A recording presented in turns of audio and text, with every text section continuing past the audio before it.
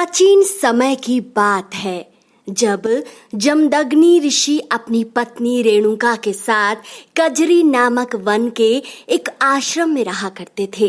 पास में ही हरनंदी नदी बहती थी जहां से रेणुका प्रतिदिन जल लाकर शिव को अर्पित किया करती थी। तो कहानी उस समय की है जब राजा सहस्त्रबाहु शिकार खेलते हुए एक दिन उस आश्रम तक पहुंच गए। ऋषि की अनुपस्थिति में रेणुका ने कामधेनु गाय की कृपा से राजा का पूर्ण आदर सत्कार किया। राजा उस अद्भुत गाय को देख लालायित हो गए और उसे बलपूर्वक वहां से ले जाना चाहते थे, परंतु वह ऐसा करने में सफल नहीं हो सके।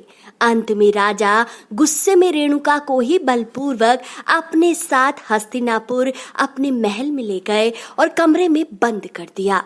रानी ने अवसर पाते ही अपनी छोटी बहन से कहकर रेणुका को मुक्त करवा दिया। रेणुका ने वापस आकर सारा वृतांत ऋषि को कह सुनाया, परंतु ऋषि ने एक रात्रि दूसरे पुरुष के महल में बिताने के कारण रेणुका को ही आश्रम छोड़ने का आदेश दे दिया। रेणुका ने अपने पति से बार बार प्रार्थना की कि वह पूर्णतः पवित्र है तथा वह आश्रम छोड़कर नहीं जाएगी। अगर उन्हें विश्वास नहीं तो वे अपने हाथों से उसे मार दें, जिससे पति के हाथों मरकर वह मोक्ष को प्राप्त हो जाए। परंतु ऋषि अपने आदेश पर अडिग रहे।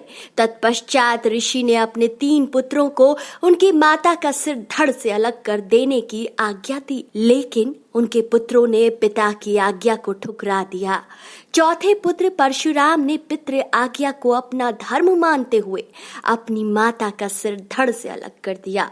बाद में परशुराम को इसका घोर पश्चाताप हुआ। उन्होंने थोड़ी दूर पर ही घोर तपस्या करनी आरंभ कर दी तथा वहां पर शिवलिंग स्थापित कर उनकी पूजा करने लगे। उनकी तपस्या से प्रसन्न होकर भगवान शिव ने उन्हें प्रत्यक्ष दर्शन दिए तथा वरदान मांगने को कहा। भगवान परशुराम ने अपनी माता को पुनर्जीवित करने की प्रार्थना की। भगवान शिव ने उनकी माता को जीवित कर दिया तथा उन्हें एक दिव्य फरसा भी दिया तथा कहा, जब भी युद्ध के समय इसका प्रयोग करोगे तो विजय तुम्हारी ही होगी। शिव की आराधना के लिए परशुराम ने जिस शिवलिंग की स्थापना की थी, आज उसी को परशुरामेश्वर महादेव मंदिर कहा जाता है। वर्तमान में यह मंदिर उत्तर प्रदेश के बागपत जिले से 30 किलोमीटर दूर बालैनी कस्बे के पुरा नामक गांव में स्थित है। इसलिए इस मंदिर को पुरा महादेव मंदिर के नाम से भी जाना जाता है। जिस हरनंदी नदी से परशुराम जी की माता जल लाकर शिव को अर्पित किया करती थी, उसी नदी को आज हिंडन के नाम से जाना जाता है।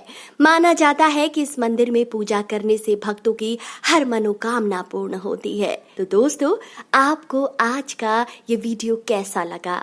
अपनी राय कमेंट सेक्शन में जरूर दीजिए और इस वीडियो को महादेव के भक्तों तक जरूर पहुंचाएं।